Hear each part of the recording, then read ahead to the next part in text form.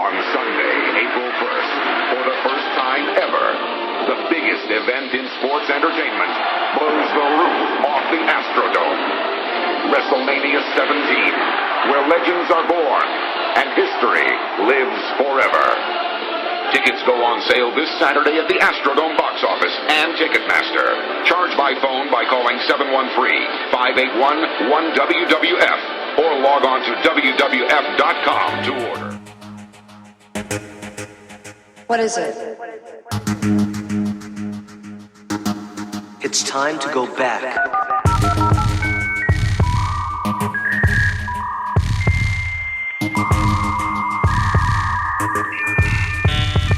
Welcome.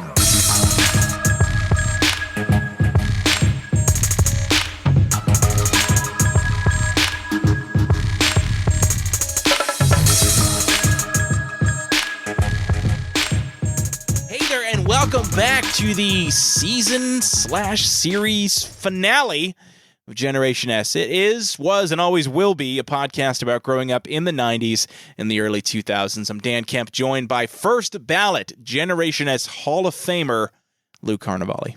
You could also say WrestleMania WrestleMania main eventer, more than Roman. There you go. Genuine WrestleMania main eventer, Lou Carnivale. That sounds good Yes. too.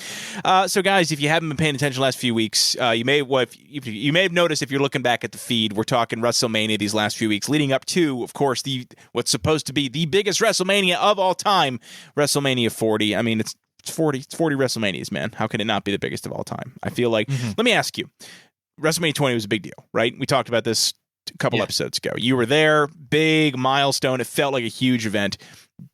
You weren't there for WrestleMania 30, but did you feel WrestleMania 30 was treated as importantly as WrestleMania 20?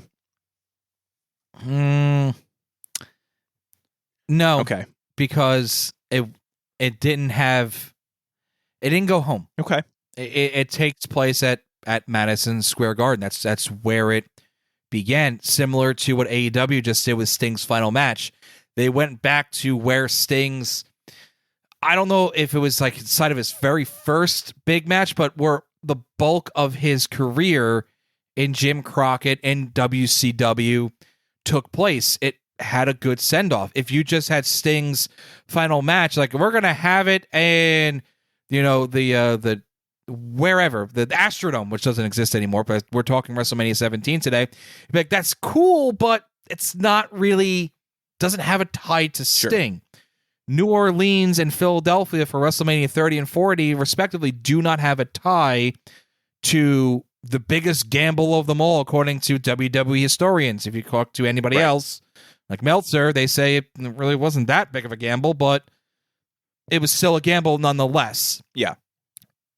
So technically New York has had, when it started, had 1, 2, part of 2, 10 and 20. Yeah. Okay. I mean, that's... So I that's why I just feel like it didn't have that same... And so you're feeling buzz this year, same thing then. You don't feel like WrestleMania 40 is going to feel as big as 10 and 20 did. I mean, I'm trying not to be impartial because I am from New York. That's fair. But I still think New York has that aura about it, especially now. I'm going to go on this mini soapbox. I promise it won't be too long. Maybe you shouldn't have started with this question. Metro New York is never going to get, and I don't count New Jersey, New York State is never going to get a large-scale pay-per-view ever again. Mania, Rumble, and SummerSlam are all in stadiums now. There is no outdoor stadium in Metro New York. Yes, I know MetLife is only 7 miles up the road. I know. I watch the Jets lose there very often. We went to WrestleMania 29 there. I know. I'm talking purely Madison Square Garden is never going to get WrestleMania, Survivor Series, or SummerSlam ever again. And that is a travesty if you are a true WWF wrestling fan. That's fair.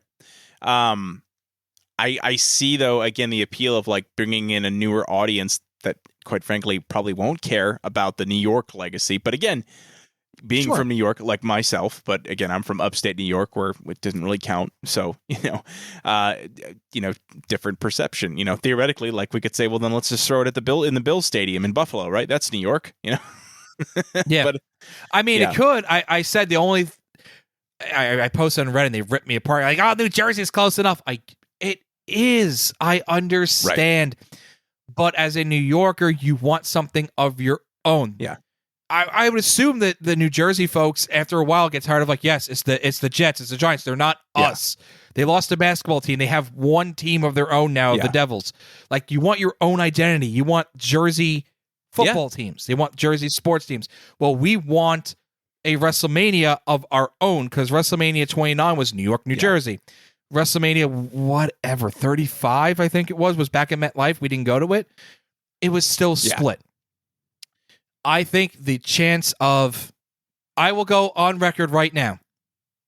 Mark it down. This is 2024. I believe the Bills will have their new stadium, supposedly, off the top of my head. It's going to be at least 2 years because it's Buffalo. They can't work in the winter. So I say they have it 2027.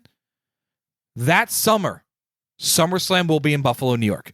Because if there's one thing they like to do, is they like to outperform pro sports teams. Yes. Because when MetLife opened, they announced they were getting the Super Bowl, but WrestleMania was there first, and it outdrew them. And then when they got the Superdome, no, not the Superdome. Is it the Superdome? It was the Mercedes-Benz Superdome, whatever the new arena is called. Superdome.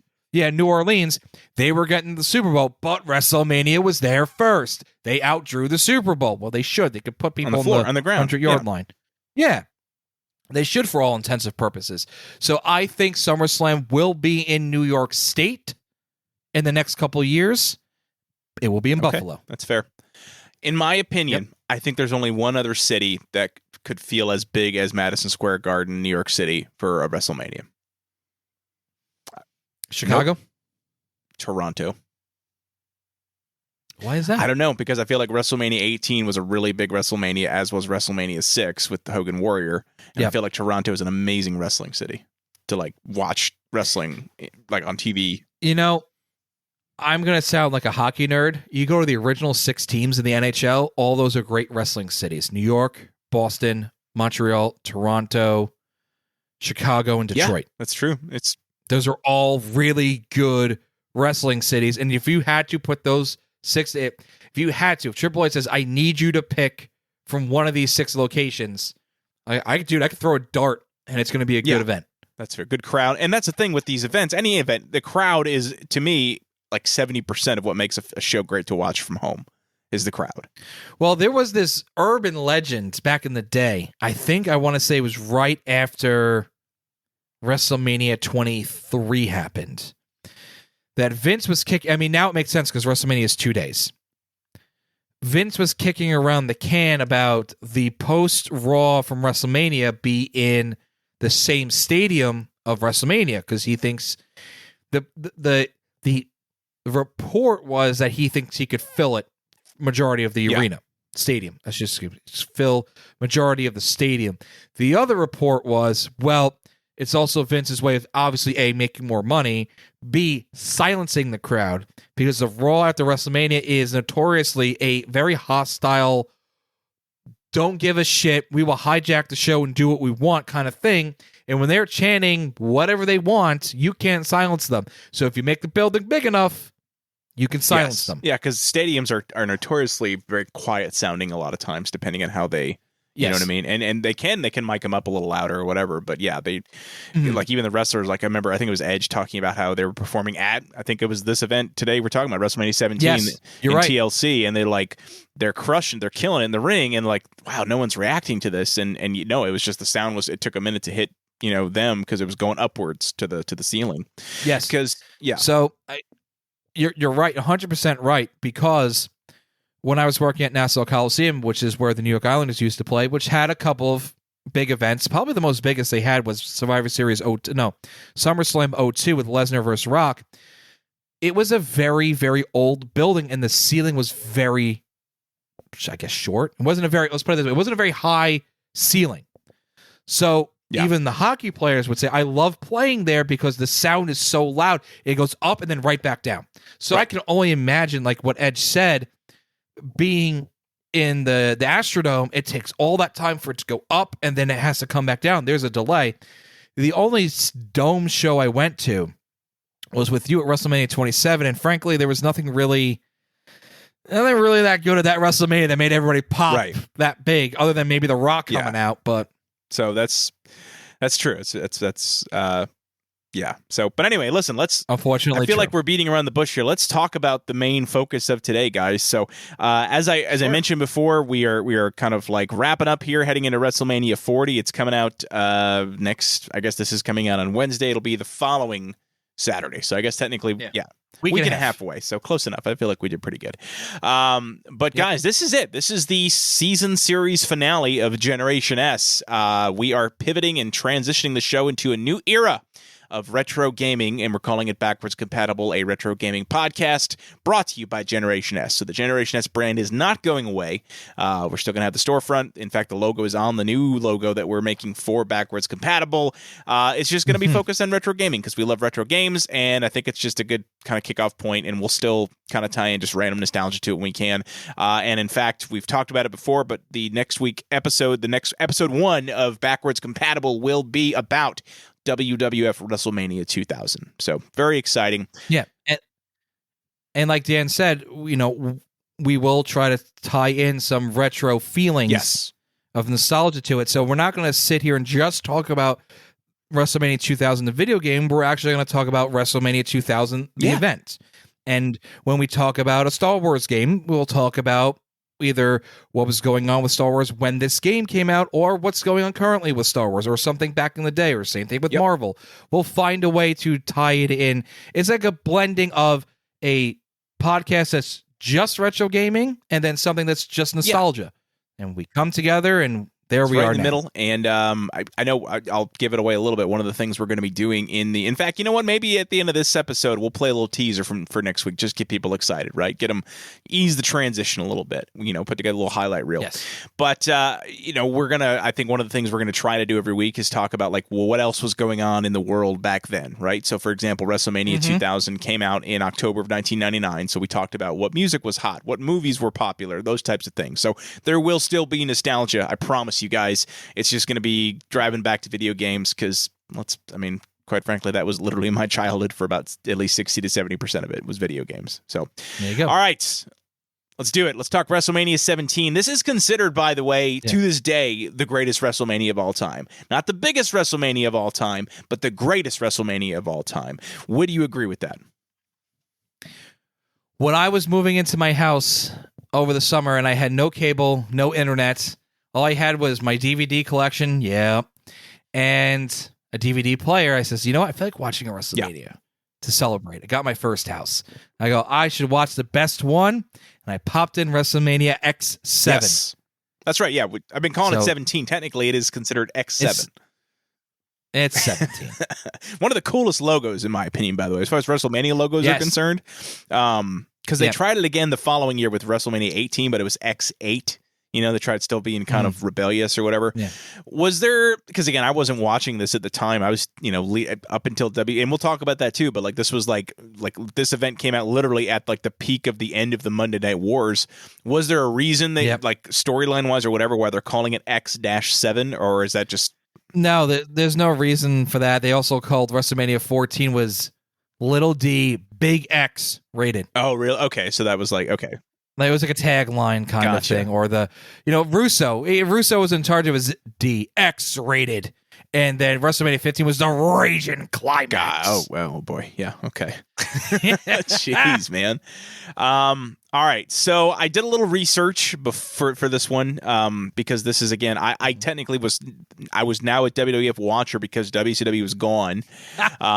Wait, are we going to discuss this? Because there was one other company on life support. That's fair. All right, you can talk about them too. Yeah. So before I get into the storylines leading up to the event itself, let's talk about the folding of essentially their only competitors in North America, that being WCW, and let's be honest, ECW is basically toast at this point as well. Come on, they were on life support.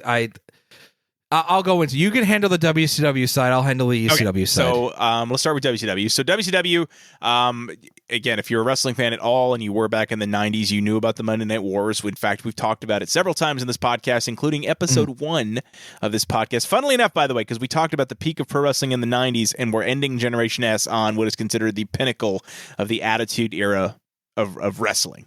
And so you had WCW basically in a similar way, kind of on life supports, and they were tanking in the ratings. Essentially, long story short, Turner Networks did not want wrestling on their programming anymore, so they put it up for sale. And I don't know how it happened, but it happened where basically WWF, Vince McMahon, had first dibs on if basically said in writing, if they ever went on up for sale, he could make the first offer, and if it was reasonable, they had to take it. Right? Is that... So I believe it had to do with the NWO lawsuit, because Hall and Nash were kind of portraying that they worked for Vince in '96, even though we were WCW, and that was part of the agreement. Well, if they ever went for sale, you get first dibs. The thing that won McMahon the right to buy them was he spoke to somebody at Turner, and he said, you're going to get more money from somebody else, but you're going to have to agree to air the show. Nobody's going to buy this property without any type of airtime. Right. But I will. Yeah. And that's how he got it. That was the thing. If Eric Bischoff... They just wanted Eric Bischoff was going to buy WCW, but they pulled the TV time from him, which is like, well, then why would I buy this product? Exactly. So he was going to get, initially, 2 hours on TBS. He was going to get the Thunder spot, which had moved to Wednesdays, excuse me. So he was going to have TBS 8 to 10 on Wednesdays. That's it. Which, again, is for a reboot, whatever. They were calling it kind of a reboot. I remember they were going to call it like WCW Big Bang was going to be their new pay-per-view, right? Yes. I have that magazine, the last one with Lex Luger and Buff Bagwell on the cover, and the back is the Big Bang, the rebirth of WCW. But they also had other shows. They had Worldwide. So they had, but that was syndicated. So essentially, they got everything, Bishop got everything yanked away at the last minute, legitimately at the last minute, because Vince came in and said, I'll buy it for nothing. I'll buy it with no airtime. Yeah. And they went back to Bischoff and said, hey, you had the higher offer, but you're not going to have any airtime because I can't. It's dead. Yeah. And so I remember when I first heard about how much Vince McMahon paid for WCW, and it blew my mind, because you remember WCW is probably worth in its like peak like several hundred million, maybe close to $1 billion. I don't remember. Vince bought it for like $2 million, right?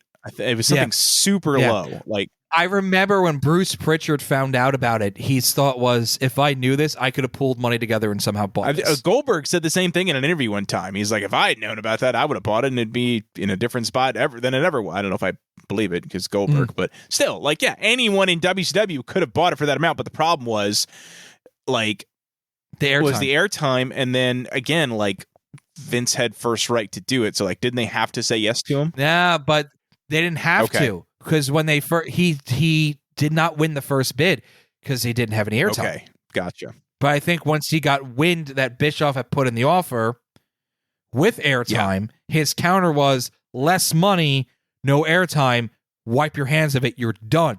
You sell it to Bischoff, you still have this on your plate for whatever the new agreement is. Hey, I'll buy it from you, but I need a 3-year contract on TBS on Wednesdays at 8 o'clock. I'm not sure about the time slot or the day, but I know there was at least one, and it wasn't Mondays. Right. And let's be honest, it wasn't going to be a Thursday against SmackDown. No. And Friday nights killed ECW, so it was either going to be a Tuesday or a Wednesday.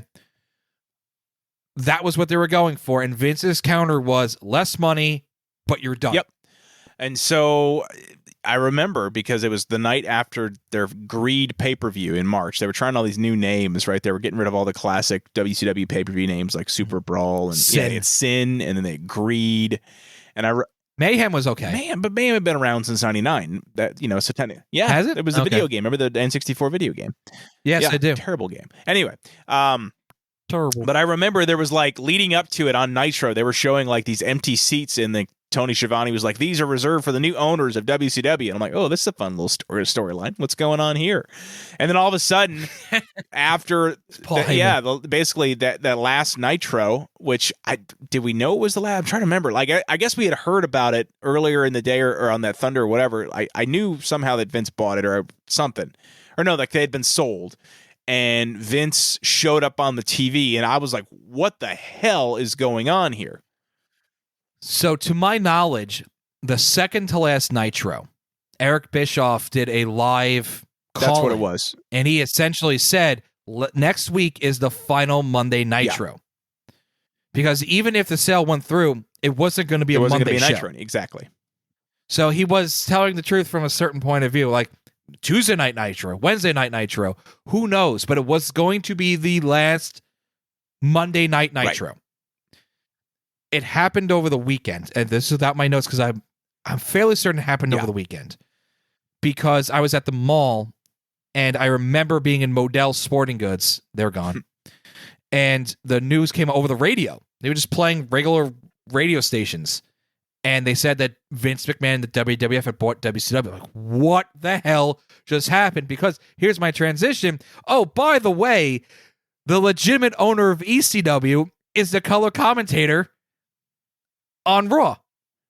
How long? Okay, so let me ask you about that. Because when I started watching Raw, it was after WCW folded and Heyman was on commentary. How long had he been on commentary for at that point? I want to say since February. It had been like a month or so. So it wasn't that long. And it came out of nowhere.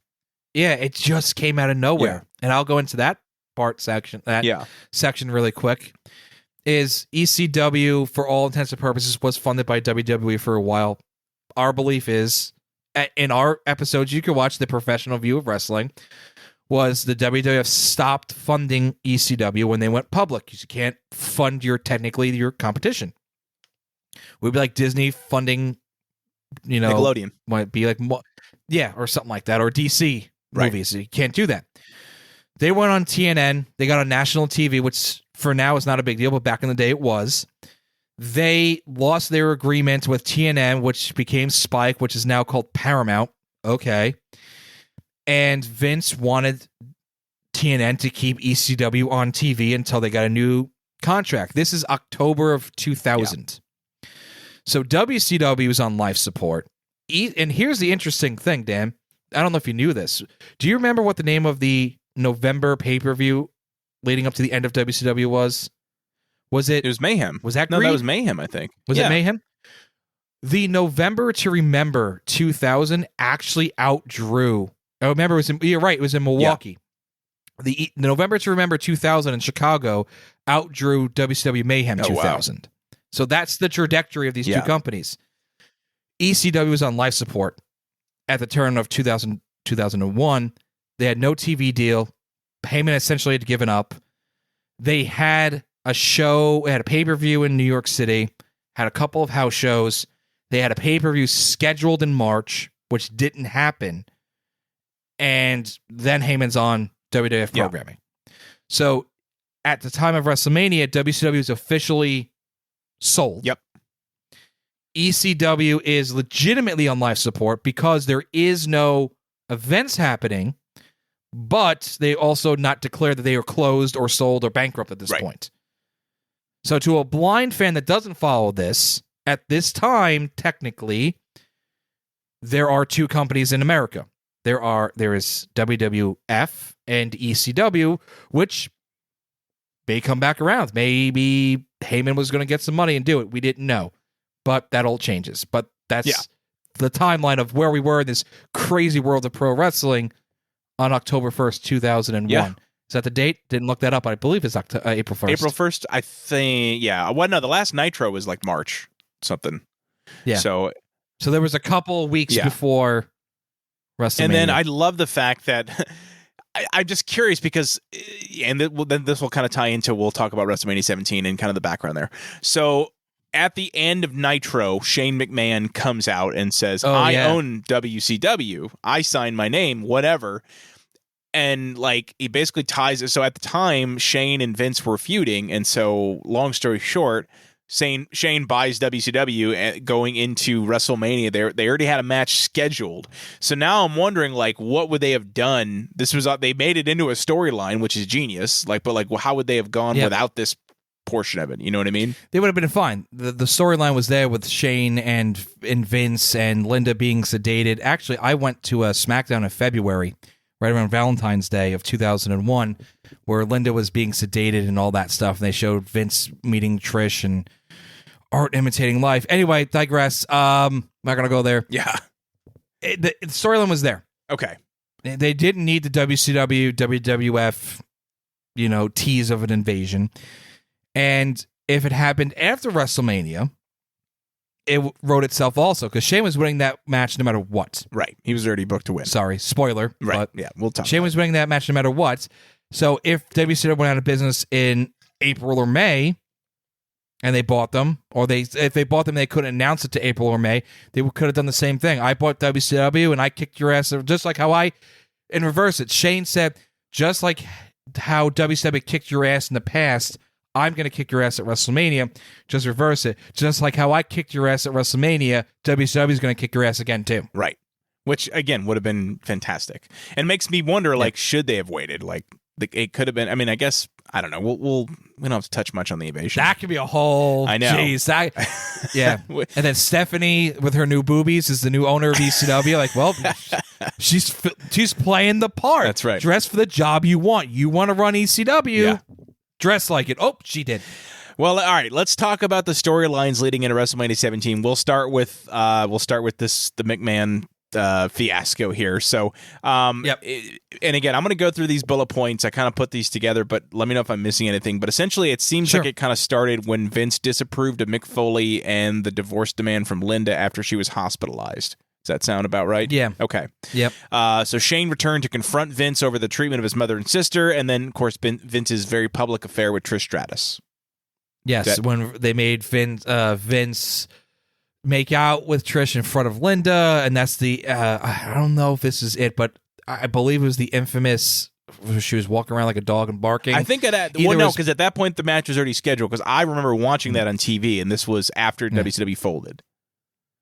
Okay. So I think when WCW folded, Trish was still a quote-unquote heel. Like, she was still on board. No, but I wish she turns face here, though. It's very soon after, because WrestleMania was very close, so it might have been that week then. Yeah, it was. Either way, this storyline has Trish on all fours on national TV barking like a dog with Vince. And then, art imitating life. Again. And so the whole thing kind of peaks right before Mania with Shane purchasing WCW, shocking Vince, and then there was a street fight set for Vince and Shane with Mick Foley, totally forgot about this, as a special guest referee, but love that. Correct. It's fantastic. Mm-hmm. All right, so that's the McMahons. We got a couple other feuds here going on, so let's talk about the Women's Championship. Not much going on here, but it's part of the show, so we'll kind of go into it here. So Chyna was injured by Ivory, leading to a match at WrestleMania with a hold harmless clause and the right to censor stable. Remember them, right to censor? They were great. I do. Their stablemates banned from ringside, which allowed Chyna to challenge for the women's championship without legal repercussion for Ivory. Does that sound about right? They had the right to censor, give Chyna a stuffed pile driver which hurt her neck. Chyna fought Ivory at the Royal Rumble 2001, and Chyna dominated the entire match, won for a back, like a handspring elbow in the corner. Terrible timing, but it was supposed to be that she hurt her neck. Okay. And she just falls to the ground. Ivory covers her and she wins. But it should have been the crowning of a new era in the women's division, but Chyna didn't stick around very long after this. No, in fact, I remember that because I was really excited to start watching Chyna, and then she was basically gone. Yep. And wasn't really involved in the invasion. Like, before the invasion happened, she was out. No, she was gone before the invasion, and she never came back. Nope. She had a one-off in TNA, and that was about it. Yeah, and then Japan for a little bit. Yeah, many years later, but unfortunately, she never came back. Nope. All right, so that then leads us to a secondary feud that set up a few matches for WrestleMania. Here we've got the Brothers of Destruction and then Triple H and the Big Show. Now, again, I wasn't watching at the time. Were Triple H and the Big Show aligned here, or was this like they happened to both be feuding with them at the same time? I think they were kind of just both be feuding with them. I don't recall Triple H and the Big Show really getting along. I could be wrong, but it doesn't jump out in my memory about them having any sort of alliance. The year prior, they were against each other at WrestleMania in a Fatal 4-Way at WrestleMania 16. Right. So, I mean, they were both heels. It could have been an alliance out of necessity. Truth be told, I thought WrestleMania was going to be Kane and The Undertaker against Rikishi and Haku. That's what I thought was going to happen. Really? Now, why is that? Is that what was they were feuding beforehand, or what happened? I know Haku had just recently come back. Haku came back at at the Royal Rumble. They had teased Taker had fought Rikishi, and they had teamed up together. You know, the Brothers of Destruction against the Samoans. Or is Haku Samoan? I don't want to rip my teeth out. He's from Tonga, so he's South Pacific. I apologize. Yeah, Pacific Islander. I apologize, Mr. Haku. Please don't kill me. I for some reason I remember that. I'm like, oh, are they going to do a tag match for Undertaker? You know, it'd be kind of interesting to see Taker and Kane at a Mania. It's one thing that kind of disappointed me. Never saw them together on the big stage at Mania. Yeah. But I thought that was going to be the match. And then, so basically Triple H is claiming he deserved to be in the main event for all he's accomplished, and then Taker comes out and was like, nah, and then challenged. So Undertaker challenged Triple H for Mania, right? Well, the thing is, Triple H is right. Yeah. Austin won the Rumble, and then he beats Austin in 2 out of 3. One of Austin's best matches ever. Of the 2 out of 3 falls? Yeah. Especially post-neck surgery, is the 2 out of 3 falls. The 3 stages of hell. Yeah, at No Way Out?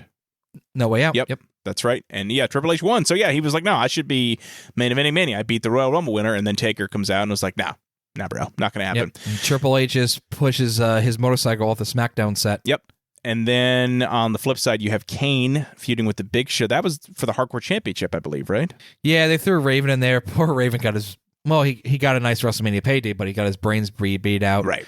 I felt like they could have did more with Kane. He was in the prime of his popularity and physical in ring ability. Yeah, this was the Kane. I loved this era of Kane, the tank top Kane. He gets a much better opponent. No disrespect to Big Show or Raven, but fighting Kurt Angle at WrestleMania 18 is a little bit more prestigious. I agree, 100%. But that brings us to our main feud here leading into Mania. The reason, quite frankly, why this was such a big deal is because it wasn't the first time they fought, but it was definitely the biggest. You have Stone Cold against The Rock for the WWF Championship. Austin earned his championship opportunity, winning the 2001 Royal Rumble after coming back from a pretty serious injury and surgery. Which in the storyline was all due to Rikishi, and it was kind of stupid. But he did it for The Rock. Yes, and then speaking of The Rock, he had beaten Kurt Angle at No Way Out.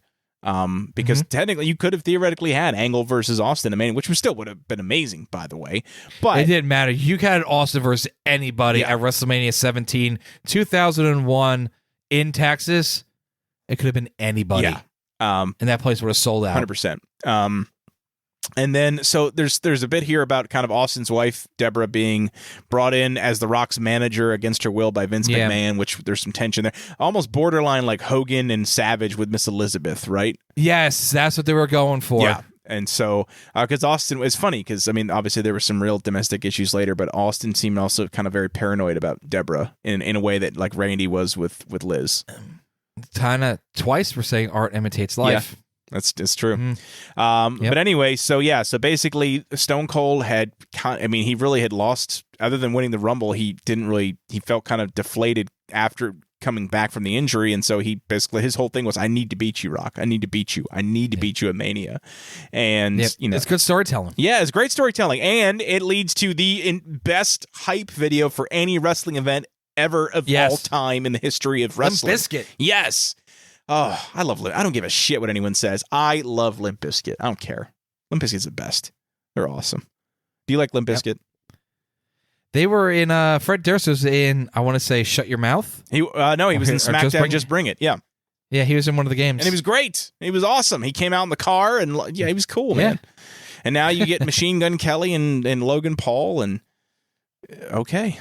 I think Post Malone's in the newest game, isn't he? Bad Bunny is. I unlocked. Oh, it's Bad Bunny. You unlock. There you go. Yeah, it's not Post. It's Bad Bunny. So yeah, so you get Bad Bunny and 2 hours worth of work, and I'm unlocking Bad Bunny. And then I go, you know what? I'm gonna pay the $10 to just unlock everything all at once. Yeah, but he's got a good moveset in that game, though, at least.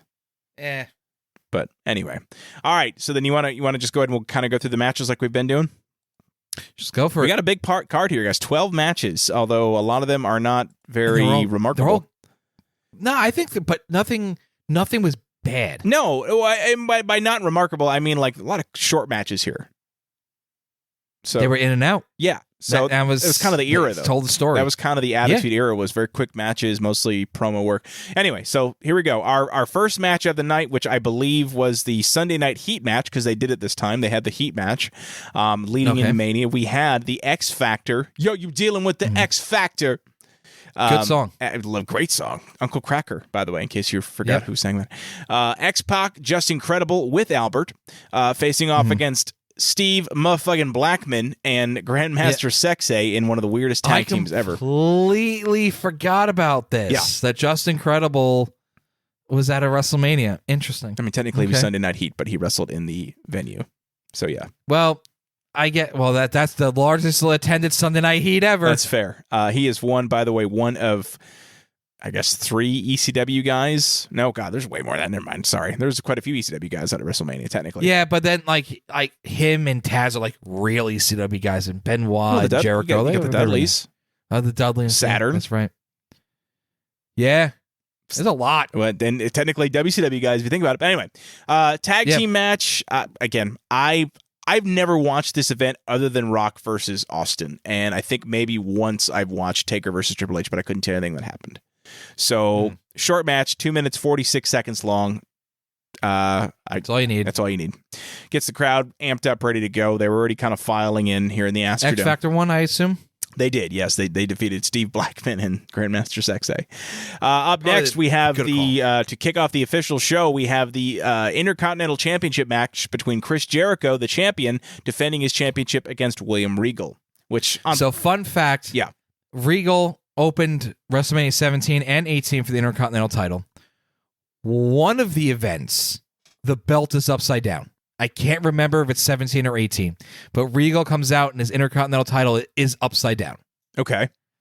Like he's I wearing... don't remember. Well, because he's not the champion at this one, so it's next year's. Oh, so it's next year. You're against right. RVD, right? So then, it's against RVD. He's wearing it upside down. Yeah. So there you go. I could have... Yeah, you're right. Jericho's the champion here. I don't even look at the match card. Yeah. So, and decent, amount of time given to this one. Well, sort of. 7 minutes, 40 seconds. I don't remember this match, obviously. What were your thoughts on it? Good match. The storyline was Jericho was just... This is his era of making fun of everybody, and he pees in William Regal's tea. Okay. And he's like, I think your favorite letter is the letter P, and you do not besmirch the commissioner's soil his tea. Is this also Regal around when good. Is this when Regal pissed on Big Show? Like, didn't he piss on him in the men's room or something? Or that might have been after this. But oh my God, they did so much shit to Regal. He's a good sport. Regal's great. He can also kill you too. He's a man's man. No pun intended. He is a man's man. I love Regal, but this match was good. It was an average opener. Two WCW guys on the big stage getting their payday. I think Regal's match against Van Dam next year was better. I remember Regal really hitting Van Dam with some stiff suplexes, but this was good. It wasn't great, wasn't terrible. It was average. Now, what made that even more special was, I mean, you think about it, there was a long streak after this where the Intercontinental Championship, it really wasn't defended, right? It was, the champion may have been on the show, but for the most part, there was no featured IC title match. The Intercontinental title was defended at, off the top of my head, I want to say 13, 14, 15, 16, 17, 18, 19 it was dissolved, 20 was there, Orton was champion, but he was in a tag match, and then it just disappears, it gets absorbed into all these multi-man Money in the Bank ladder matches. Without looking, I want to say WrestleMania 28, where Big Show beat Cody, I think was the last time from this one, from WrestleMania 18 to that one where Big Show won, I don't think it was defended. I think the champion was on the card, Right. but they were in other matches. It wasn't a title. Exactly. And then on 29, it was defended because Miz defended it against Wade Barrett. We talked about this, I think, last time, actually.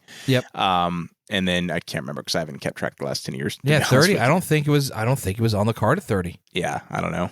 I'd have to look. But either way, it's good seeing it get its due because it is true. It's supposed to be. And in this case, I think accurately so, it's the Workhorse Championship, right? You've got two very good wrestlers putting on a good. Now, I wish they had a little more time. That's the only thing I would say. But again, this was also the era where long wrestling matches, like technical wrestling matches, were not a thing. So you weren't really... Short matches and short title reigns. Exactly.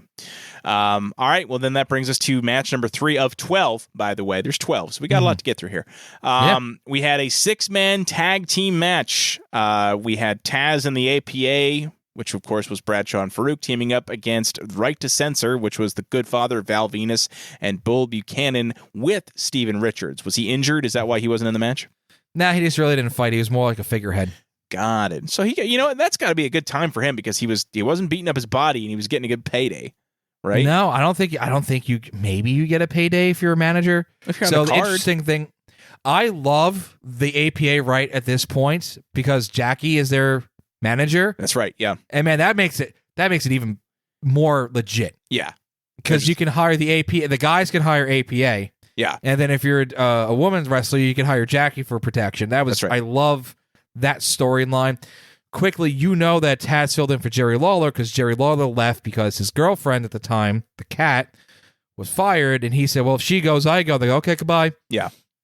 So that's why they brought Paul Heyman in. So it's funny. Heyman replaced King on commentary, and Taz replaced Lawler at WrestleMania. Yeah, because was Taz involved in any kind of storyline going up to this? Or Not really. I mean, it was a very easy switch. He was doing the SmackDown commentary. Yeah. But it was a very easy switch. Instead of them making Jerry Lawler mad at Raw, they made Taz mad at SmackDown. Yeah. So, I still find it more believable, and angry Taz to me was still in 2001 being pushed down the WWF card was still more intimidating than probably a 50-something-year-old Jerry Lawler. That's fair, yeah, because it's Taz, and even though he was, it's Taz. Exactly. Short match again here, 3 minutes 56 seconds long. I'm sure it was all what it needed to be. There you go. Yep. Yeah. So, and by the way, what was the feud with APA and the Right to Censor then, or was that just they were APA? covering the puppies? Oh, but then why was the APA involved? Was it like just they were hired mercenaries for this Probably match? hired by Jerry Lawler. Okay, that's what it was. Okay, Yep. yeah, just because again I wasn't watching at the time. Yep. All right, next match on the card. We already kind of touched on it a little bit, but a triple threat hardcore match for the WWF Hardcore Championship. We have Kane, Raven, who was the champion at the time, and Big Show. Big Show when he was wearing the Andre the Giant, but the dual straps. The dual strap black singlet. He was wearing a singlet. Yeah, I mean, it's just a wrestling singlet, Yeah. right? Well, I'm just saying this is the era where he was wearing the 2 straps, though. Yeah. So He was wearing the 2 straps. Yeah, and so again, this was kind of a typical WWF hardcore match, and so it was. What were your thoughts on it? The interesting thing about this era with Kane, like we had discussed, was he was very over with the crowd. He was very... he was the biggest he ever was in his career with fanfare and physically, like, just the way he was built. He was destined to be a main eventer at this time period, but it feels like they really, creatively didn't really have anything for him. It wasn't going to be ideal to put him against Haku or Rikishi. It just wasn't going to be good. It wasn't going to be good for him versus Big Show, kind of like what they did with him versus Khali at 23. Just, I remember Kevin Nash saying, like, oh man, I really wanted to watch you go against, like, Great Khali or Sid or something like that. Somebody said, like, randomly, it's like, why? We're both big. We don't fucking move. Right. Like, why would you want to watch that? Yeah. So I didn't want to watch Kane versus Big Show. So they threw Raven in. It made it more interesting. Like, how the hell is Raven gonna win or, like, live through this? Yeah. It was a fun little match when they threw Raven through the, again, suspend your disbelief, threw him through the window, a la Marty Jannetty. But if you remember, Jannetty was so scared he drove through the window, according to Bobby Heenan. He's a coward. Yeah. Same thing. Raven did the same thing. Yeah. He was trying to escape. So if you watch it, there's this part where Raven gets in a golf cart and he's trying to escape, and I think Big Show jumps in the back. They go into like a little ditch in the stadium, and it's where all the main power cords were. And I believe it's Bruce Pritchard was like, when they did that, they were mere inches from killing every live feed they had in that arena that night. Yeah. They probably should have partitioned that off. Legitimately could have turned off the entire show. Yeah. Kane gets in a golf cart. That happened. And then he wins when he dies kind of like on the through the entrance set, but on a very nice cushion because they didn't change the camera angle really quick. Right. Not the last time we're going to see somebody bouncy off a cushion. It was okay. I mean, Kane won the hardcore title, but not really a big notch in his belt. But then again, when you say you got a WrestleMania victory, that the victory of WrestleMania means more than winning the hardcore title. 100%. And you talked about how like seeing Kane and Big Show. I would disagree as far as like comparing it to like Kevin Nash versus Sid, because Kane, for a big guy, he could move pretty well. Like I'm pretty sure he did a Hurricane Rana to Albert at one point. And he has honestly had a pretty sick drop kick, if you recall correctly too. I think Kane's greatest in-ring match is like 2 months away when he fights Triple H in the chain match at Judgment Day. Oh yeah. I think that is his best match. Like in ring, I think that is his best match ever. Yeah. And I think that is probably the biggest victory of his career. Yeah. Even though he's won two, well, I don't count the ECW title. Even though he won the WWF title for a day and then the World Heavyweight title when it didn't mean as much, I still think like he beat Triple H, prime Triple H for the IC title in a chain match. It was a very underrated match. Yeah. And an underrated feud. Yeah, no, I mean, I think it's, and they obviously revisit that feud a few years later with, Katie Vick and all that. Yeah. And, not as good, but either way. I mean, I always thought they had good matches together too. So I think they had great matches together, those two. It's the kind of the antithesis of like Austin versus Undertaker matches where like you want them to be good, but they usually kind of suck. No, Austin Taker did not click. Ever. Like ever. No. Like they didn't. I don't know if it was their styles, because we talked about this last time. Like it's just their styles just didn't mesh or something. No, they didn't. You know what I mean? So, all right, that brings us to remember this championship, the WWF European Championship. I was waiting for it. This is a sleeper match of the night. Yeah, except when Test gets caught in the ropes for a while. So let's talk about that. So we have Eddie Guerrero facing off against, by the way, Perry Saturn in his corner in this match because they were still part of the Superstar Radicals. Billy Saturn here. That's right. Yeah. This is where he's got the blonde, goatee and the crazy stuff. Honestly, what it reminded me more of was Hollywood Hulk Hogan than anything else. Yeah. Mm-hmm. So you have Eddie Guerrero, facing off again. And let me ask you, was there like a feud going into this? Like, what was the storyline and what was the program? I really don't think so. I think with the mid-carders, there really wasn't anything. Nothing jumps out to me about this. Test had fallen flat ever since the storyline with Stephanie. Yeah. Because when Triple H married Stephanie in the storyline, then he feuded with Vince, and I think Test got like a Monday Night Raw match, and that was really it. Okay. And then Test goes to team with Albert, TNA, pun intended, bro. But right. Funny what it turns out to be, the other company's called TNA, and he's just kind of floundering. But Test was a great wrestler, and Eddie Guerrero is an amazing wrestler, and even Saturn was a great wrestler. Yeah. So they're trying to kind of reform the Radicals because Benoit kind of went and did his own thing. This was a good match. I think, again, except for when Test gets his boot caught in the ropes and he can't get him out. Good save by Perry Saturn because he's trying to get him out, but he's also trying to like kick him, punch him. Yeah. But I thought it was a good match. Test had a good arsenal. Eddie was great at selling, and Eddie needed the belt. Well, and I think honestly, because again, he's still with Perry Saturn, he's still with the Radicals. I would say this is technically WCW Eddie Guerrero still then, right? Because the whole point of was he came in as a WCW guy, and he's still with Perry Saturn as that WCW faction of the Radicals. Yes. So I think we can confidently say this is a WCW guy. Mm-hmm. How long does it say? How Eddie win with the? He didn't. I don't think he won clean, right? I don't see that. I just see that he did defeat Test. I'm guessing he probably did not win clean based on the fact that they. Because I know Malenko ran out too, so okay, it probably wasn't clean. Yeah, but the match, I mean, again, runtime was 8 minutes, 32 seconds. For a European title match, that's actually not that bad. I guess for a European Championship match. Yeah. And I guess this would probably be I guess there's one more Mania where the European Championship is defended, and 18. it's DDP and Christian. And I would say the European title had a couple of good WrestleMania matches. I mean, just as good as the IC Championship at this point, for crying out loud. You figure I can going through it. When are we ever going to talk about the European title again? Unfortunately, probably never. 13 was in a tag match. Bulldog didn't defend it. Yep. 14 was Owen and Triple H, which was garbage.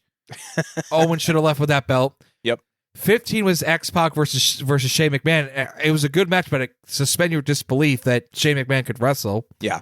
16 was the triple threat Benoit, Jericho, Angle, 2 out of 3 falls for the Eurocontinental. Yep. That was 16. 17 is this. Then 18 is DDP and Christian. That's some pretty good matches. It is. Yeah. And again, there's no stinker in there. No. And it's a shame too. And I remember them bringing it in, and it is amazing because it's like a secondary title. I guess it was like their TV title essentially. Is kind of the level it was of equal. You figure it was when WCW was around, it was equal to their TV title. Yep. And then for a while in WWE, it was the U.S. title was the third title when things were kind of together. Yeah. Dean Ambrose was the U.S. title holder, and he never defended the title. Nope. That's just what it was. Yep. So, but yeah, so 8 minutes, 32 seconds long there. Not a bad little match. I feel like Eddie Guerrero rarely puts on bad matches, so you knew this one's going to be good. And speaking of good, up next, we do have so far what will be the longest match on the card in a straight singles match with Kurt Angle facing off against Chris Benoit. Great match. People loved it. Had some shenanigans at the end, I do recall, because it wasn't a clean finish, which led to a ultimate submission match in Backlash. I remember that one more than this one, actually. I feel like that one was more memorable. This didn't have a definitive clean ending. Yeah. Just like Angle at WrestleMania 18, it wasn't a definitive ending. And Angle at WrestleMania 20, it wasn't a clean ending. It just... What was the storyline going into this one? Because, I mean, I remember Benoit was with Radicals, but had he left the Radicals at this point because he turned face? Yeah, he did. It was more about who's the better man, pretty much. The Angle-Benoit rivalry and team formation in later years on SmackDown was mostly just out of who's the better man. Right. And sometimes that's all you need especially with these two. Putting on great matches, and they did at the Royal Rumble, I want to say 2003, they had a great match also, where Angle was the WWE champion on SmackDown, and Benoit did a great job. But these guys always had good matches. Yeah. Really, and I know it's not fun to talk about the Crippler at all, but the body of work, and that's why I say the Crippler, because Crippler Benoit is different than Chris Benoit, in our opinion. Yep, I agree. So it was great, but just 2 years in a row where Angle kind of stole a victory was for a guy that's supposed to be the best wrestler. To me, Angle was the exception to that. He didn't have to. I get it. A heel is going to cheat to win, but I don't know. I always thought Angle didn't need to. It just wasn't in his gimmick. Yeah. Almost, I guess, if you could compare that to like a modern day heel wrestler, you've got like Gunther, right? Used to be called Walter, whereas he's just a heel that he doesn't cheat. He just beats the shit out of you and he wins because he's good, and you hate him because he's good.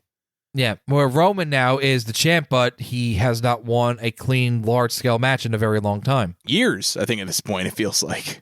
Yeah, it's essentially he's Hulk Hogan in the NWO. It's just what member of the NWO is going to run down. Right, What member of the Bloodline is going to run down. But hey, packed house tonight for Monday Night Raw when we're recording it, so who might I argue? That's right. But it's not for Roman. Come on, let's be honest. It's for Of course CM it is. Punk. He's the champ. It's for CM Punk, and they're in Chicago. That's what it is. Well, apparently Rock's there tonight, so. And The Rock, yeah. It's not Roman, but I have theories behind all that. Anyway, okay, so we've got next here our 7. Oh, by the way, 14 minutes, 10 seconds long for that match. So by a country mile, our longest match so far. Yeah. Probably could even consider that the match of the night so far. Like this is, I still think it is. Yeah, to this day. and that's fair. And it's No, it's not. No, it's not. We're getting somewhere. I say we got a couple more good matches here. Yeah. This next one probably not so much, but it is a singles match for the WWF Women's Championship. We talked about it earlier. Chyna facing off against Ivory. 2 minutes 38 seconds. I guess you'd call it probably like a squash match. It was exactly what it needed to be. The storyline was there that it was a squash. Ivory was petrified of Chyna. Yep. But Ivory was a great wrestler. She just never. Well, she's small. Yeah. Well, compared to Chyna, most women of that era were small. It would be Right. interesting if Chyna, if Rest Her Soul was still around. Yeah. Or it was a different era for her to fight like Charlotte Flair or Bianca Belair. That'd be great. The women are built different now. Well, or I was thinking like Jade Cargill, who I love. I think she's great. Yeah. You know what I mean? Yeah. So, yeah, you're right. Or Jordan Grace from TNA. I mean, that'd be a fun one. So, yeah. Yeah. I mean, that would be a good one. But, again, I feel like none of them would have been around had it not been for Chyna. So, I mean, I feel like women's wrestling today owes way more than WWE cares to admit to Chyna. Hands down. Absolutely. And I would say the women of different body types that weren't.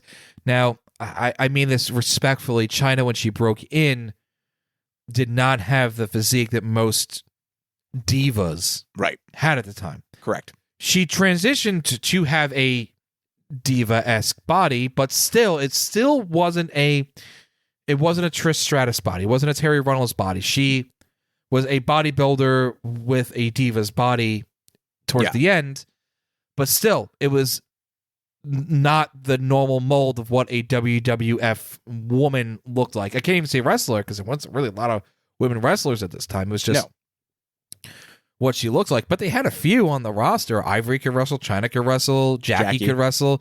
So things were slowly starting to change, but they bottomed out really quick. Again. Yeah. No, and I would say, honestly, for me, in my opinion, there's 3 wrestlers that essentially are the blueprint for every female wrestler you see wrestling today. This is my opinion. You have Chyna. Yes. You have Trish Stratus. Yes. You have Lita. Bingo. 100%. I think that's 100%. That's the trifecta of every women's wrestler is some combination of those 3 wrestlers. And that's not a bad thing. No, the traditional wrestler in Lita, the eye candy of Trish, and the bodybuilder of Chyna. Yep. And there you is. go. So, okay. Anyway, all right. Let's That's keep a going. short right there. Yeah, it's a quick one. Yeah, we'll make it a short. I mean, we should make that a short. I like it. Yeah, the for blueprint. Sure. Absolutely. All right, up next, we've got the street fight. Here we go. Shane against Vince. Mick Foley is the special guest referee. A lot going on in this match. It's a very overbooked match, in my opinion. I remember watching this one. They showed this one. Do you remember the show that was on before Confidential that was hosted by Coach and Terry? Or I think Trish was hosting it for a little bit, too. It was called WWF In Excess. Or... Excess, maybe. I mean, it was like a recap show. It was a recap show, but then at the end, I remember this because every single I wrote into the show and they never got back to me. Like, but you'd have fans send in emails requesting certain matches be shown. Like, oh, can we watch this match? I love this. And so one of the matches they showed, I think it was probably in its entirety, was Vince versus Shane from WrestleMania, and they showed everything. You had Vince, you had Linda, coming out of her coma at the end or whatever. You had Stephanie and Trish in Vince's corner. You had Linda in Shane's corner. Vince is the referee. It was a fun match. This, honestly, the hardcore street fight of this match, what would you say? Okay, for this level of match, would you say this was better than the triple threat hardcore match with Kane and Big Show and Raven? As far as like brutality, there was storytelling in this. There was a huge story attached. There was so many. Vince and Linda, Vince and Trish, Stephanie, who was at ringside also against Trish, Shane buying WCW. There were so many layers to this match. That's true. Yeah. So many. And the interesting thing was, I think this gets lost. Triple H is a heel. He's a heel. That's Jim Cornette. He's a heel. Stephanie is a tweener right now. Oh, yeah, that's she's right. She's half face, half heel. Because when she's in the McMahon feud, she's going after Trish. Right. When she's with Hunter, he's a heel. He's fighting Taker. So that's very unique. Stephanie McMahon, depending on what time of the card she came out, was a face or a heel. Yeah. That's true. That's a good point. That's very unique. So we had, I mean, it was a bloodbath. It's a popcorn match. It's a fun match. It was, you knew Vince was going to get his butt kicked. Mick Foley as the referee was interesting also. By the way, Mick Foley's been a special referee in 2 WrestleMania matches. So I don't know how many special referee there have been of superstars, but Mick Foley was in it, and it was a fun match, and it leads to more down the road. So I just realized that there's a lot of storyline with this Vince and Shane thing. Yeah. But the thing that jumps out to me the most that I overlooked is it does set up, obviously sets up the invasion part with WCW.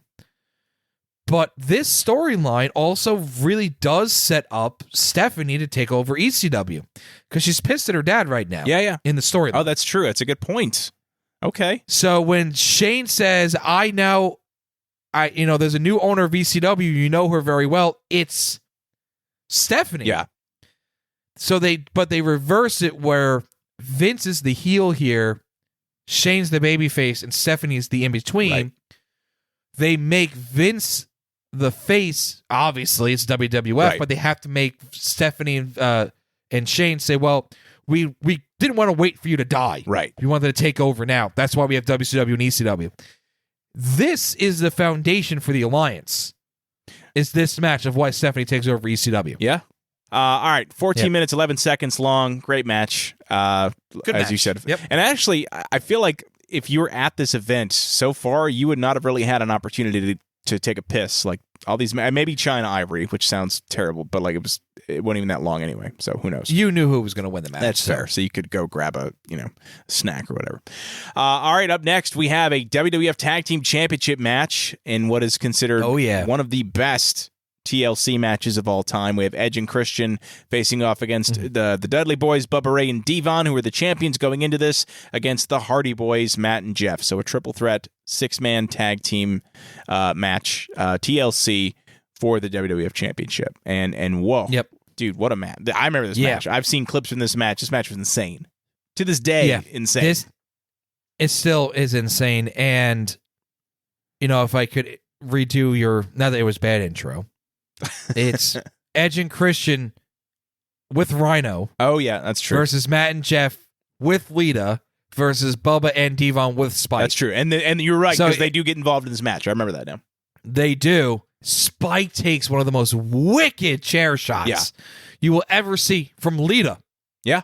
Okay. Rhino is made out to be a beast already in this, so he's getting his good push. There's nothing I could say about this. It's TLC 1. I actually consider it like TLC like 1.5. We had a triangle ladder match at WrestleMania 16. Yeah. That's like TLC 0. And this is TLC 1. Yeah. It was great. The bump, Jeff does a swanton off one of the huge ladders on the outside.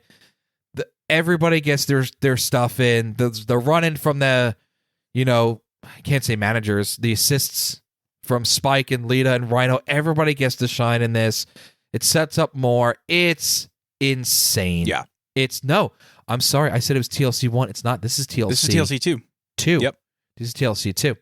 TLC 1 is that SummerSlam 2000, which I thought. And by the way, Edge and Christian won all of them. Yeah. Yeah, this is their match. It's crazy.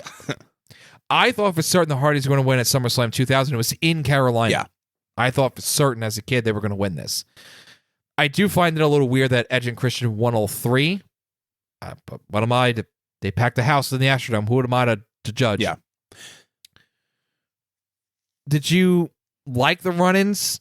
I did. As an ECW fan, it was like, oh, Spike. Oh, Rhino. Lita was already going to be didn't Lita do like a Hurricane Rana on one of them or something as well? She did. I forget who was that on. Was that Rhino or was that Spike?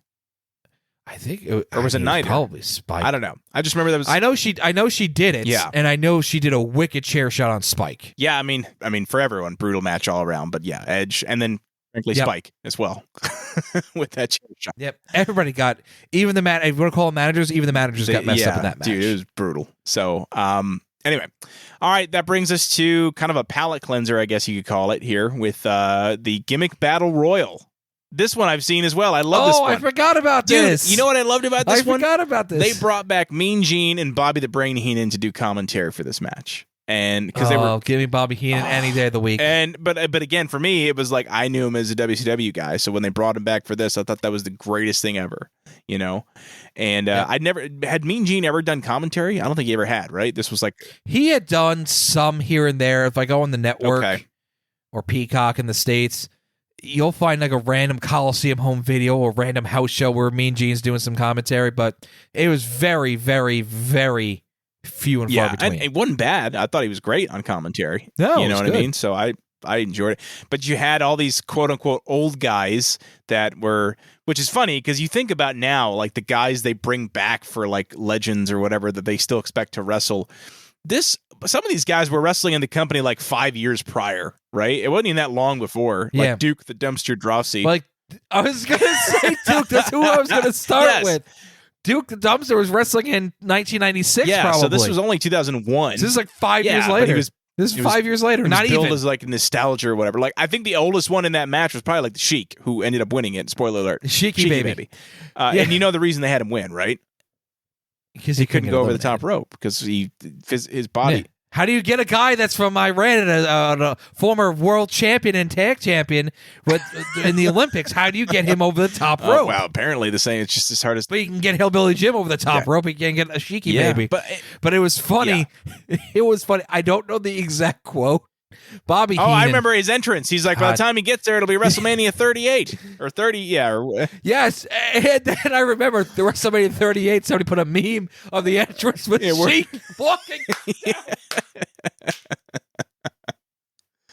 I think it was 38 or 37 or something like that. It was, I forget what he says, but yeah, it's funny. Oh, but I remember just going on Reddit and somebody posted the set of that WrestleMania with Sheik. Yeah. Coming down the aisle. And by the way, real quick, I'd like to give credit's due. This may be one of the best WrestleMania sets of all time. Oh, without question. As far as entrance, there's some good ones now, don't get me wrong, but like this was like the biggest one up until that time, right? This was like huge.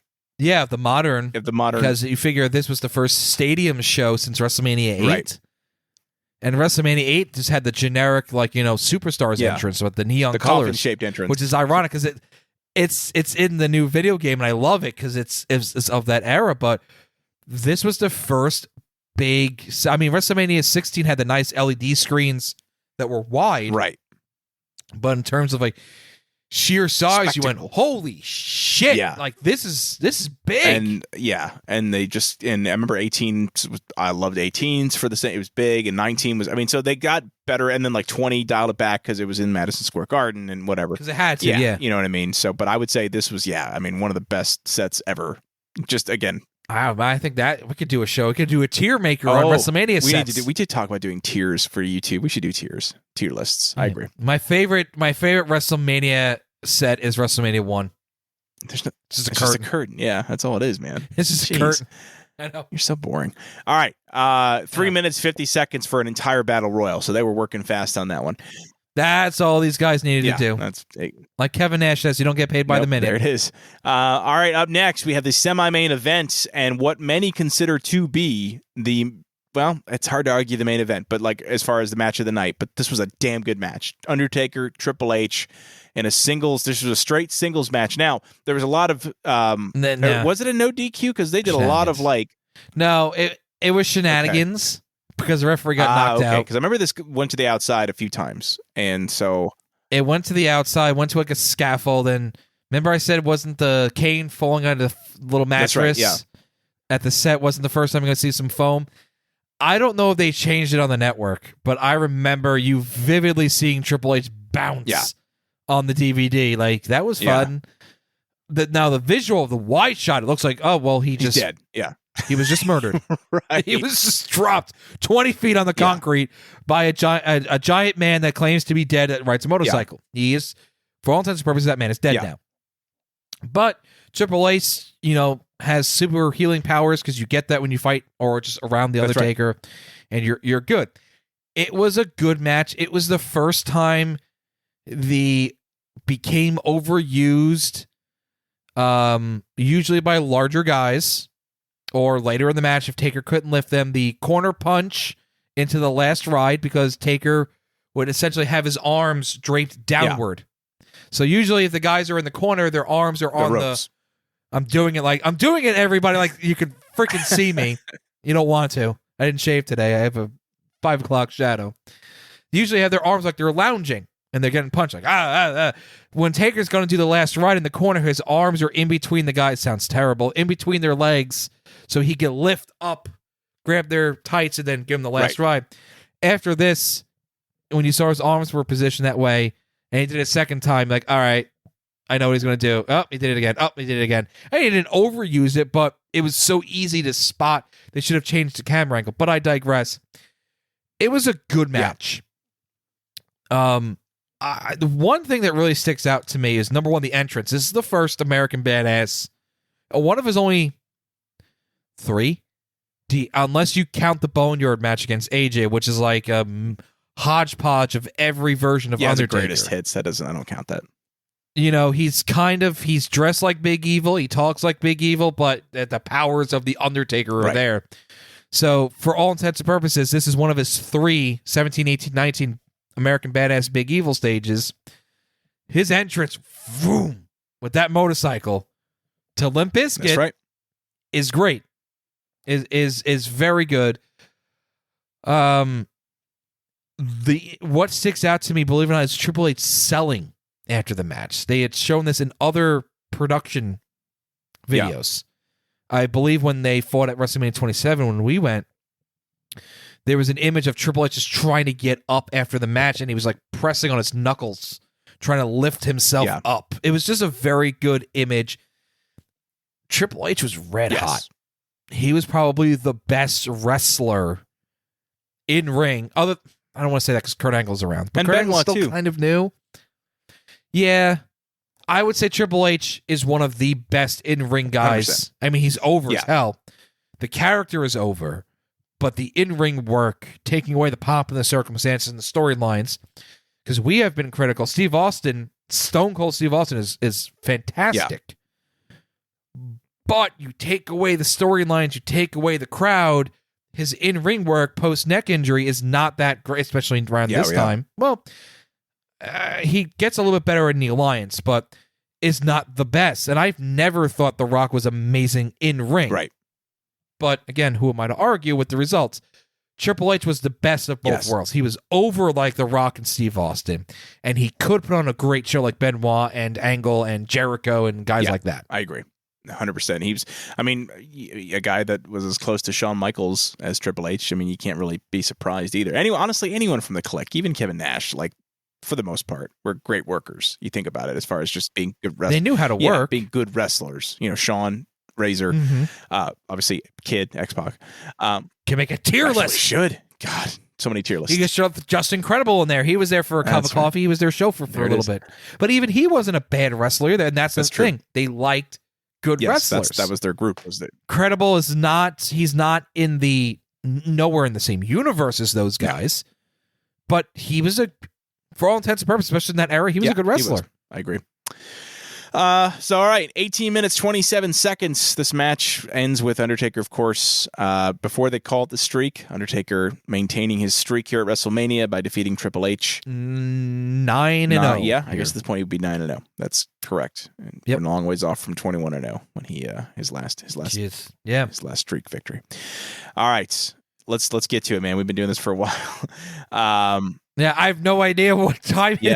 I don't know how long we've been doing this, but I'm having fun. Me too. No, absolutely. And this is the penultimate main event of the penultimate episode of Generation S. So let's talk about it here. We got Stone Cold Steve Austin taking on The Rock for the WWF Championship match, which, by the way, apparently was made a no DQ match as the entrances were happening, which should... What? When did that happen?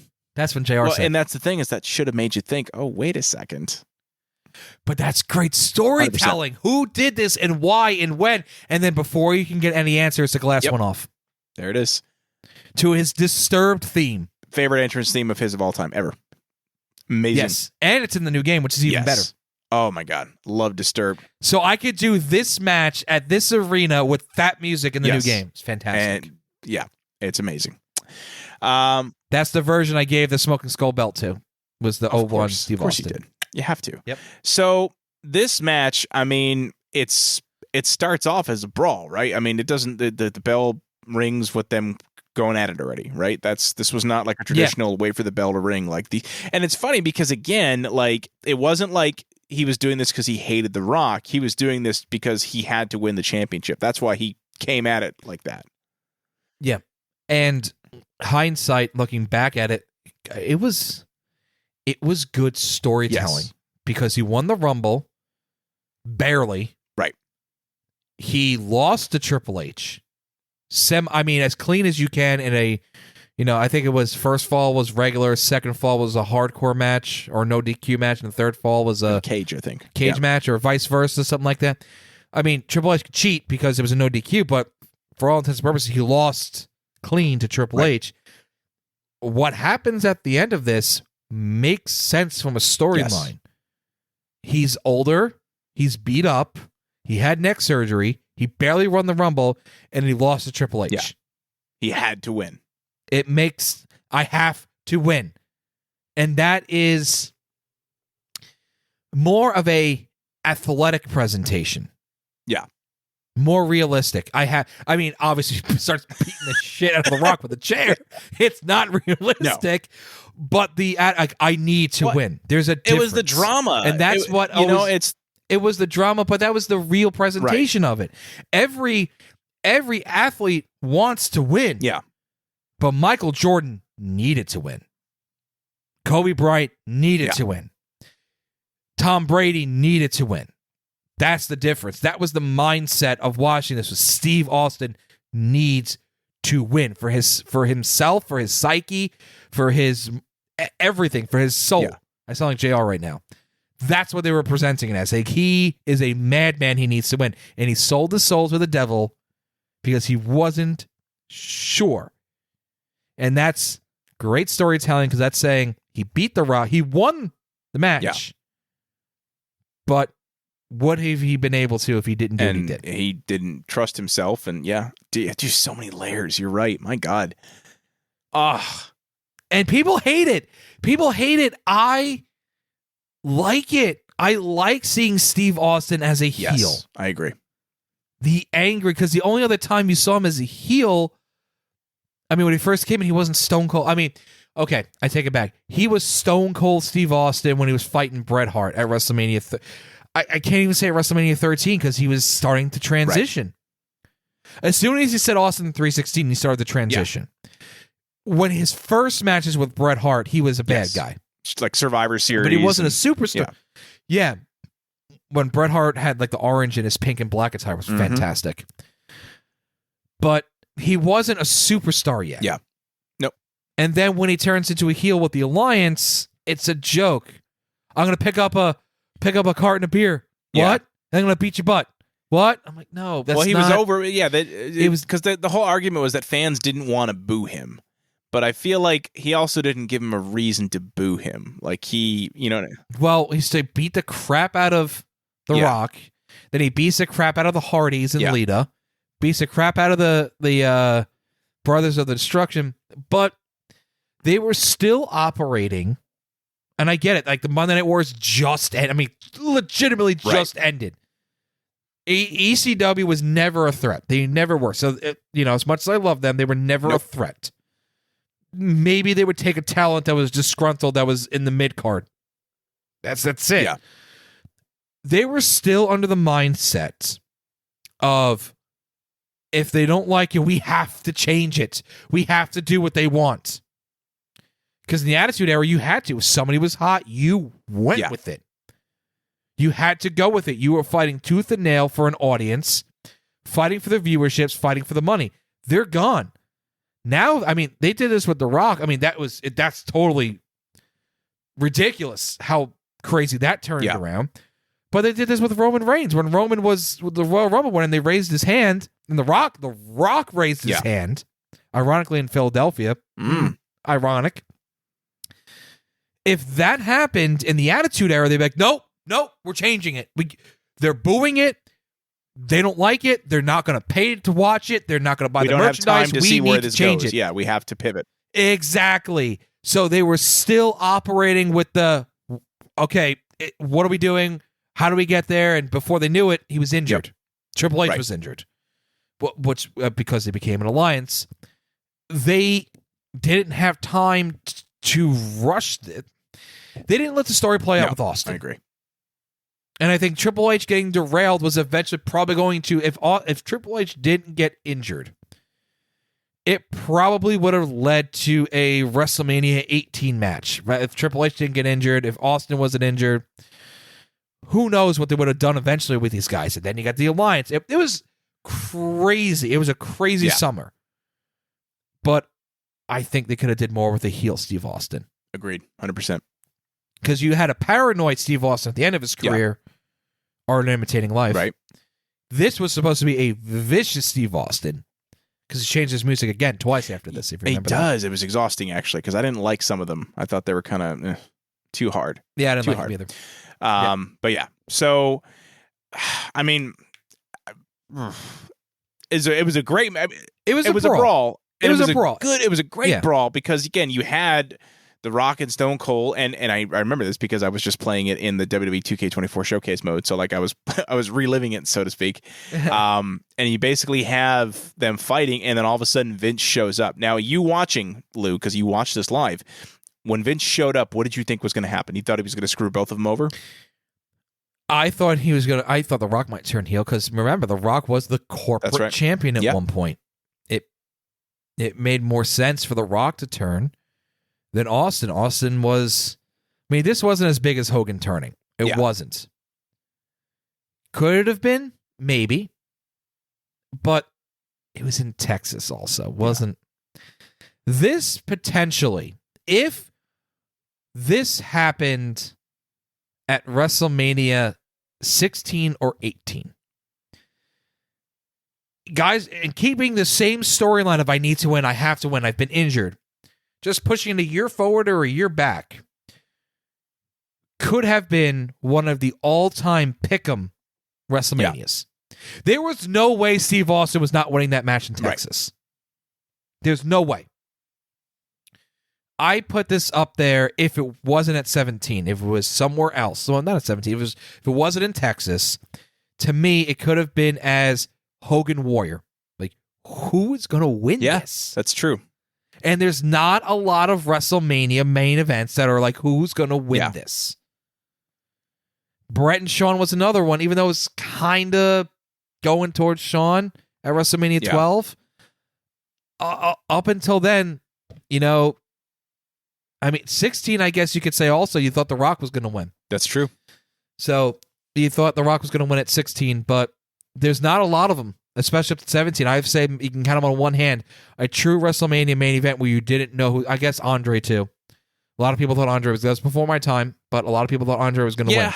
I mean, as far as like main events go, I'm trying to think of like, honestly, you know what? Funnily enough, I mean, Cody last year. Cody last year, I thought Cody was going to win. Like, I didn't even think it was. Yeah, everybody did. And I really hope he wins this year. Like, I'm 100%. I text you. I'm like, I'm happy you lost. I know. You like an idiot. Yeah. I'm in the minority. Right? Yeah. But now I want him to win. Now he can finish his story. But I'm just trying to think of like more modern matches that you didn't know. Like, the only one I didn't think of would be like Cena and Triple H at WrestleMania 22. For some reason, I thought Triple H might win. Yeah. You know what I mean? So that was one. And Cena at HBK. Yeah. And then honestly, I hate to say it, but like WrestleMania 20, Benoit, Triple H, Shawn Michaels. Yeah. There's a good amount, but it's I would say it's under 50%. I would agree. But I've also accepted that it's okay if you know who's going to win as long as the journey there. It's like you're watching a movie and you know the good guy's going to win. Like Daniel Bryan. Yeah, you knew he was going to win, and that's great. But as long as you're entertained getting there, and it's like watching a Rocky movie, except for the first one. Like, he's going to win, and so that's fine. I still want to watch the movie. Yeah, I don't want to fast forward to the end where he wins. So it's okay. Yeah. But if you can do that and you don't know who's going to win, that's just an extra layer, right? And unfortunately, that was, like you said, that was not going to happen this year. The way it happened at WrestleMania 17 was shocking, but you knew he was going to win. You were hoping he would do it on his own. You didn't think Vince was going to hand him a chair. You didn't think Vince was going to hand him a chair and start beating the crap out of the Rock. Dude, he beats the shit out of him with that chair, man. Like, yeah. And I remember the call of JR. He goes, "What the hell?" It's counting 1, 2, 3. The timing. He's like, 1, 2. He's like, "What the hell is this?" And 3. And Heyman goes, "It's a new champion." Like, what the hell is this? It doesn't matter as a new champion. Like, Heyman was saying it. Again, I just said it. I don't mean to repeat myself, but Heyman was literally saying to me, again, going with the layers of who made this a no DQ match. What the hell is this? Heyman goes, "It doesn't matter what it is. At the end of the day, it's a new champion." That's the story. Not how it happened, why it happened, who did it, what the results were. It doesn't matter. At the end of the day, it's a new champion. There's so many layers to a lot of these matches. And that is why this is considered the greatest WrestleMania of all time. It was the best storytelling with some of the best in-ring action all together. And it was the peak Attitude Era. Yep. And just think, Tommy Dreamer wanted to ruin it all. Just think, we won't go into why on here, but Google why. Google Tommy Dreamer WrestleMania 17 and just read or see whatever comes out because it's fucking crazy. All right. So how about a little tiny nugget that like 99% of the people don't know about? That. When they're showing like a montage of like, we'll end with this, just randomness. Here's your random thing about WrestleMania 17. They did like the Access event. And they were showing like the meet and greets, the monster trucks, like some action in the ring. For a split second, you could see Jerry Lynn was fighting at WWF Access. He had just left ECW. He did a match against S.A. Rios at Access, and he debuted at Backlash 2001, where he won the light heavyweight title from Crash Holly. Okay. There you go. Love it. Love it. Yep. Useless knowledge. No, it's great. All right. That is going to wrap up our discussion on WrestleMania 17, the greatest WrestleMania of all time. There's really no way to dispute it at this point for the most part. It really is. Just discussing it, I think we proved it. This is the time. greatest WrestleMania of all time, and I would love to watch this one again because it's amazing. All right, and that's going to do it for us for this episode. For the time being, Generation S as a whole, this is kind of like, I'm trying to think. It's kind of like when WWF went to WWE, but sort of not. I don't know because it was still wrestling. We should just play the clip of what the hell is this? It's a new chapter. Yeah. Well, speaking of which, guys, seriously, I'm excited. I think you're not going to notice a huge difference in terms of it's Lou and I doing our thing, right? But we're talking video games. So without further ado, why don't we listen to a highlight from the new show, Backwards Compatible, a retro gaming podcast courtesy of Generation S. Give it a listen.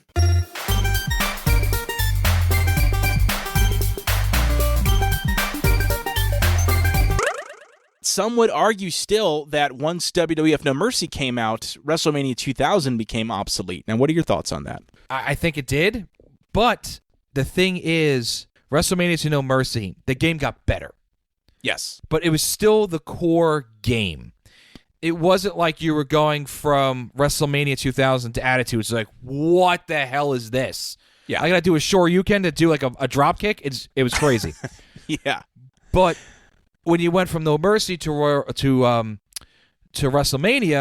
yes, there was more to do in No Mercy. You had the ladder matches. It was more polished, but there were also some things that were taken out, like full entrances. Like everybody went crazy when AEW released their games. Like, they don't have full entrances. Well, guess what? Neither did No Mercy. Right. But WrestleMania did. So going from when you went back and you played it, you had a buddy that only had WrestleMania 2000, it was still kind of the same game. It played the same. It looked the same. It sounded the same. If this came out now, No Mercy was DLC. All right, guys. And with that, wow. I mean, it's not like we're ending the podcast, right? We're transitioning it into a new focal point. So, like, I'm not going to say, like... Literally, the next episode, we're talking about the year before this. We are.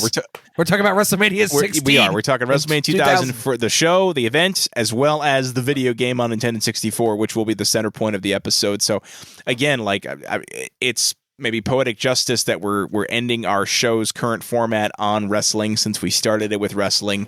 I'm excited, though. I'm hoping that you guys come along with us for the ride as we transition into a retro gaming podcast versus a pure nostalgia podcast. That being said, guys, there's still a chance you may hear Generation S episodes either here or on YouTube, which is still an active channel. We're not getting rid of Generation S podcast. That's going to be a YouTube channel that you can still go to and see what we're doing there. And we're going to keep the feed open for all the old Generation S episodes. So if you're scrolling through, you'll notice we'll obviously have new artwork for backwards compatible, but you can go back and listen to the episodes. Not getting rid of those.